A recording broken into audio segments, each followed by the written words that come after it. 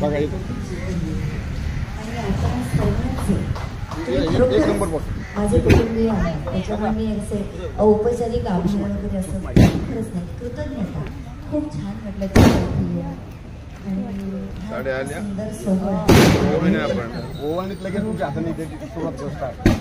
दुसरं म्हणजे अक्षरा नाईक, आपलं निवेदन वास्तविक पाहता निवेदन हे गाण्याच्या कार्यक्रमात किती करावं. निवेदिका बोलतच जातात कंटाळा येईपर्यंत बोलतात. सांगावं लागतं अगं बाई आता थांब गायकाला जाऊ असं कित्येक वेळा तरी आम्हाला झालेलं आहे. मागून अशा सूचना यायच्या आता थांबा बाबाईला किंवा या लागू काही असेल. पण अक्षरा आपलं निवेदन हे साजेसं प्रदीपजींच्या गाण्यांना सपोर्ट करतात. त्यामुळे अजून एक छानसं कौतुक आपलं. आणि तुमच्यासमोर मला खरोखरच औपचारिक वागणं बिलकुल जमत नाही आणि जमणार नाही. मी व्यावसायिक व्यासपीठावर कधीही वैयक्तिक ओळख देत नाही. असं सगळ्यांना एकत्र आणण्याचं काम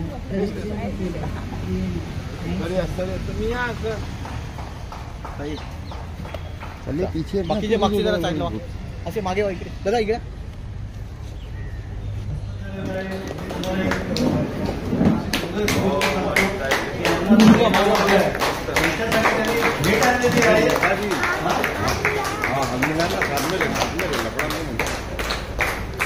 आणि सुंदर अशी भेट आणलेली आहे. सगळ्या महिला वर्गाने याचं हे ठेवावं. मुजी काकांनी दिवाळीची भेट आणलेली आपल्यासाठी टाळ्या.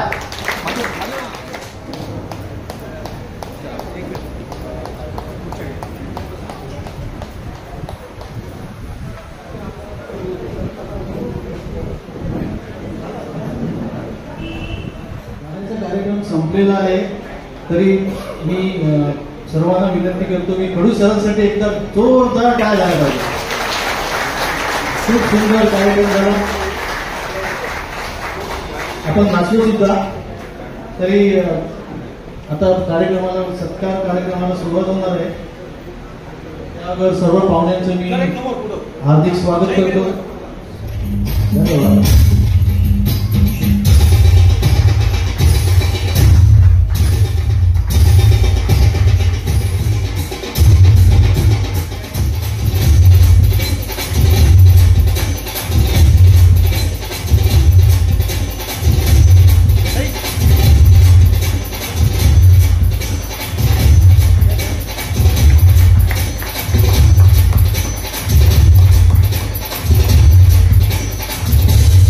यानंतर श्री मुजी पटेल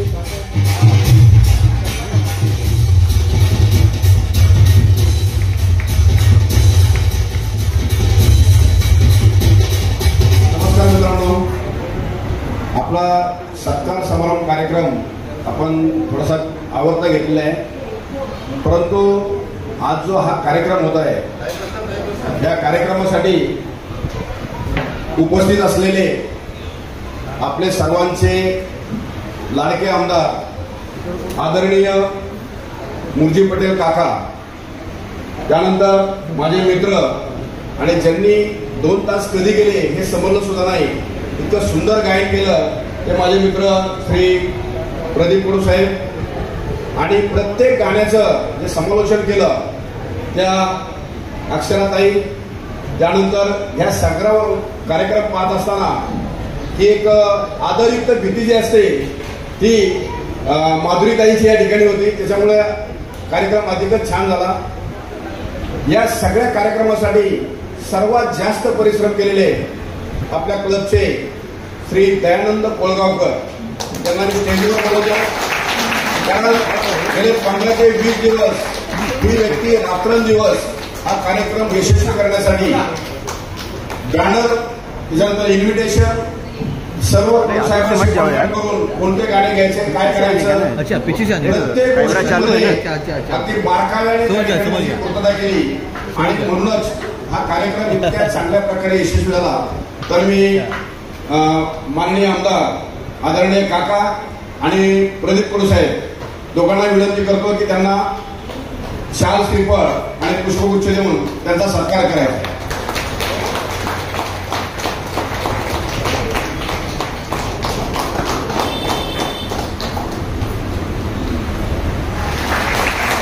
याच्यानंतर आपल्याला सर्वांना स्नॅक्सची व्यवस्था केलेली आहे. घाबरून जाऊ नका.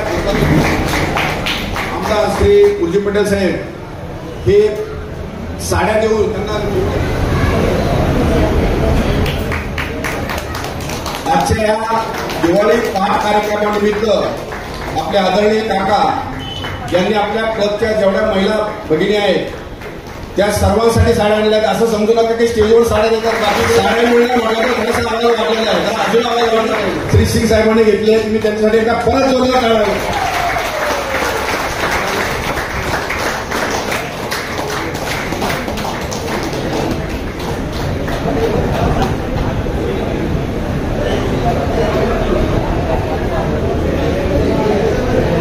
माझा सप्रेम नमस्कार.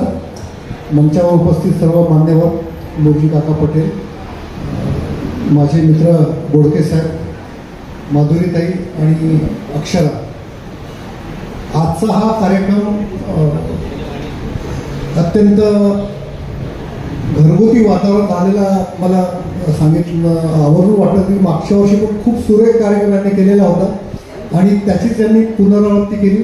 मागच्या वेळी जेव्हा कार्यक्रम केला त्यावेळेस थोडासा अंधार होता, त्यामुळं त्याचा जो हे होता वारा तो दिसत नव्हता, पण आज थोडासा उजेडलेलं होतं, त्यामुळे आम्हाला अधिक आनंद झाला कार्यक्रमाचा.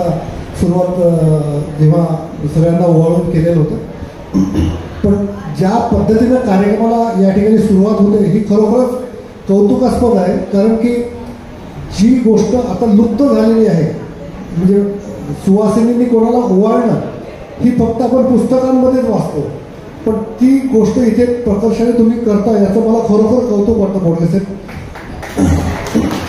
तर ही जी कोणी कल्पना इथे प्रत्यक्षात आणत आहात त्यांचं मी अभिनंदन करतो. आणि श्रोतू वर्ग जो आहे तो एवढा तल्लीनपणे ऐकत असतो, त्याच्यामुळे मला गायला अधिक आनंद होतो. कोणीही जागेवर उठवत नाही आणि कुठेही चुकलं तर ते त्याला सांभाळून घेतात. तर त्याच्यामुळं मी सर्व श्रोतांचे आभार मानतो. तत्पूर्वी पण बऱ्याच लोकांनी अत्यंत चांगली गीतं सादर केली. मला आश्चर्य वाटलं, कोणतरी ते पिठे अंधाराचे जाळे हे गाणं गायलं आणि खूप सुरेख गायलं तुम्ही, मला आठवतं. कारण की त्याच्यामध्ये बरेच कठीण जागा आहेत माधुरीताई मला वाटतं, आणि त्या जागा तुम्ही मेहनतीने त्या घ्यायचा प्रयत्न केलेला आहे. तुम्ही अधिक प्रयत्न करा, तुम्हाला याच्यामध्ये चांगलं यश आहे. बहुतांश गायकांनी जेवढं आम्ही ऐकलं त्या सगळ्यांनी खूप उत्तम गायलेलं आहे.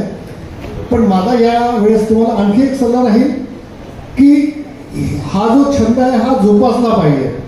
याला कायम थोडा तरी वेळ आपल्या दिवसातला दिला पाहिजे आणि तो डोळसपणे दिला पाहिजे. म्हणजे तो गाणं ऐकायचं कसं, गाणं वाचायचं कसं, गाण्यामधले भाव कसे ओळखायचे, याच्यावर जेवढं आपण काम करू तेवढं कमी आहे. परंतु प्रत्येक दिवशी गाणं हे अधिक उत्तम होत जातं, असा माझा तरी अनुभव आहे. आणि ही एका दिवसाची गोष्ट ही कंटिन्युअस आहे.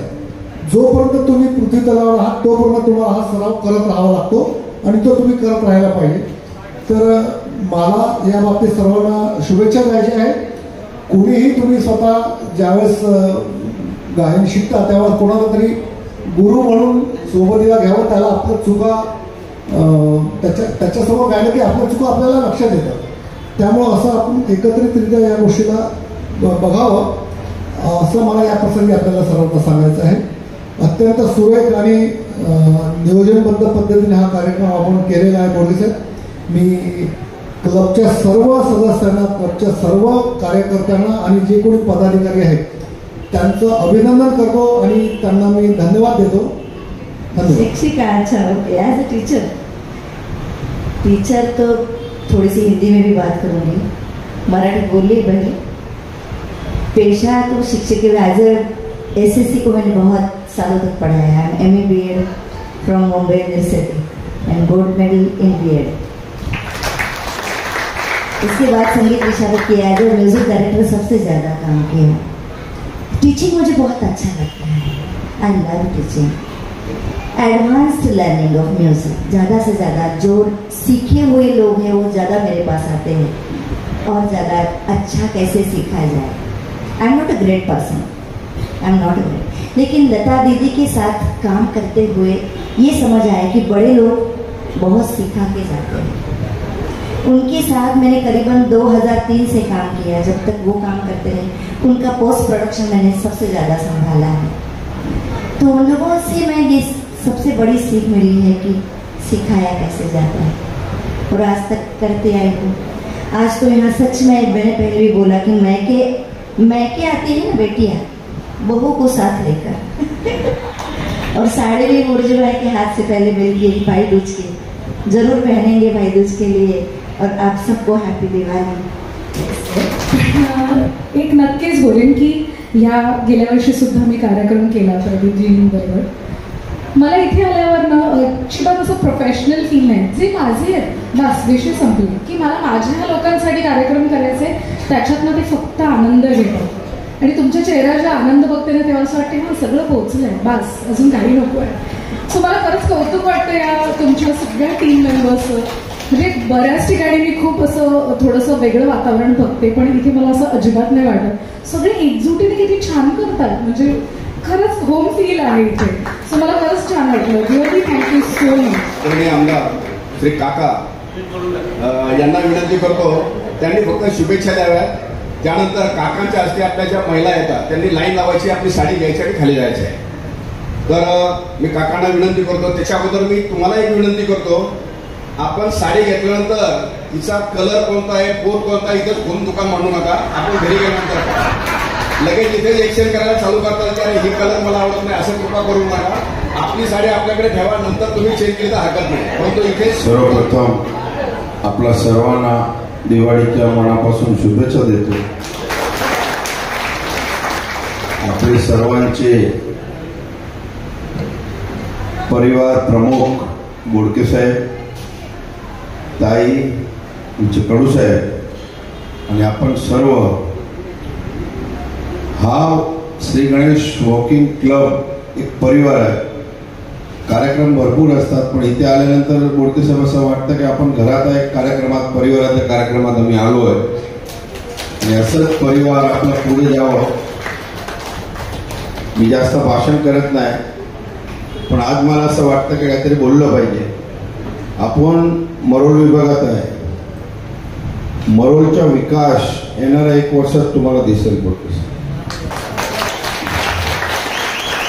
सेवन हिल हॉस्पिटलला 1000 बेड फ्री हा मुख्यमंत्र्यांनी परमिशन दिलेली आहे. 1000 बेड मुक्त आपण करून आणले. भवानीनगरमध्ये एक छान आहे असं गार्डन बनतं, कधी आपण जावं. भारतनगर गार्डनचं काम चालू केलेलं आहे. मरोळ मरोशी रोडच्या दोघे बाजू सिमेंट कोकणेट रोडचं काम दिवाळीनंतर सुरू होणार आहे. असं असंख्य काम आपण मरोळला करतो, पूर्ण अंधेरी विभागात करतो, पण जास्त लक्ष हा मरोळला दिलं. मरोळचं कारण असं आहे, परवा मरोळ पोलीस कॅम्पात माननीय मंत्री महोदय आले होते. पोलीस बांधवांना जे आता राहता घरी एवढा त्रास आहे आणि एकदम जर्जरित इमारत झालेली आहे, 83च्या इमारती आहे. सगळ्यांना नवीन बिल्डिंग मध्ये शिफ्टिंग करण्याचं ऑर्डरही काढलेलं आहे. जेवढं पोलीस बांधव आपलं राहतात ते सगळं नवीन इमारतीत जातील. अंधेरी पूर्व आमदार म्हणून मला 1 वर्ष अजून झालेले नाही, पण जेवढं शक्य असेल तेवढा पूर्ण प्रयत्न अंधेरी विधानसभेत काम करण्याचं मी करतोय. आणि माझा सल्लागार म्हणून मी बोडके साहेबांचे सल्ला घेत असतो. बोडके साहेब सारखे व्यक्तिमत्व आपल्याला भेटलेले आहे. निस्वार्थ 24 तास लोकांसाठी आपल्यासाठी झडझडत असतात. साहेब, वॉकिंग क्लबला अजून भरपूर आपल्याला काहीतरी करायचं. मी अधिवेशनात असतो किंवा फंड मागायची वेळ असते तर पर्यटन म्हणून आपल्याला एकच श्री गणेश वॉकिंग क्लब. मी तुम्हाला अजून सांगतो, तळावाचं सुशोभीकरण असो, फुटपाथ आपले जे वॉकिंग करतात ते विषय आहेत. 1 कोटी रुपये अजून आपण इथे लवकरात लवकर टाकणार आहे. आणि मी तुम्हाला शब्द दिला होता काही वर्ष आधी की आपलं क्लब हा मुंबईत लोकांच्या म्हणजे लोक इथे बघायला आला पाहिजे की आमच्या अंधेरीचा क्लब बघायला जावं, असं क्लब आपण बनवणार आहे. जे आपण केलेलं आहे, आपण सगळ्यांच्या आशीर्वादामुळे हा सगळं झालेलं आहे. तुम्ही मला आमदार बनवणं म्हणून आपण करू शकलो, नाहीतर आरेवाले आपल्याला एक ठेवू देत नव्हते, अशी वेळ होती आपल्याकडे. आपण काय सामानाला घेऊन जायचं, पोलीस कंप्लेंट व्हायची. पण आता तुमच्या आशीर्वादामुळे आपण सक्षम झालो आहे, ते आपल्याला कोणी थांबवू शकत नाही. हा क्लब आणि आपला मरोळ विभाग, आपला अंधेरी पूर्व विभाग एक मुंबईत ऐतिहासिक अंधेरी बनवायचं जे आम्ही मनावर घेतलं आहे, ते आपल्या सर्वांच्या आशीर्वादाने लवकरच आपण पूर्ण करू. आता बोडके साहेबांचं मी ऐकत होतो, बहिणींना शाळेत द्या, पण पुरुष माझ्यासमोर रागाने बघत होतो. बोडके साहेब, ते सगळं तुम्ही महिलांना देता, पुरुषांना काय नाही. मी तुम्हाला आदेश देतो, आपण 40,000 घरापर्यंत हा दिवाळी पोहोचवणार आहे. मी नारायणबाईंना विनंती करतो, जेवढी पुरुष मंडळी आहेत तिथे घरी त्यांचे गिफ्ट पोहोचलं पाहिजे. मी गिफ्ट तुमच्याकडे पोहोचवतो, सगळ्यांच्या घरी गेलं पाहिजे. पुरुष मंडळीला बघून घ्या. कधीपासून माझ्यामध्ये एकदम रागाने बघताय की महिलांसाठी तुम्ही आणतात, पुरुषासाठी काही करत नाही. पण तसं नाही, आपल्या घरी आपलं गिफ्ट हा पोहोचवायचं काम नारायण आणि त्याची टीम करेल. धन्यवाद. जय हिंद, जय महाराष्ट्र. आणि जोपर्यंत आपले हात खाली आहे तोपर्यंत टाळ्या वाजवल्या तर चांगलंच वाटेल. साडी हातात आल्यानंतर मग काय वाजवलं तरी चालते.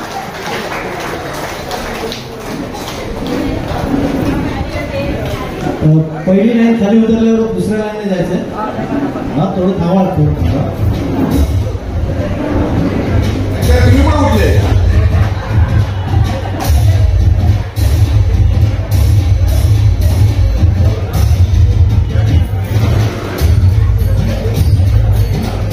चला त्याच्या पुढची लाईन उठा.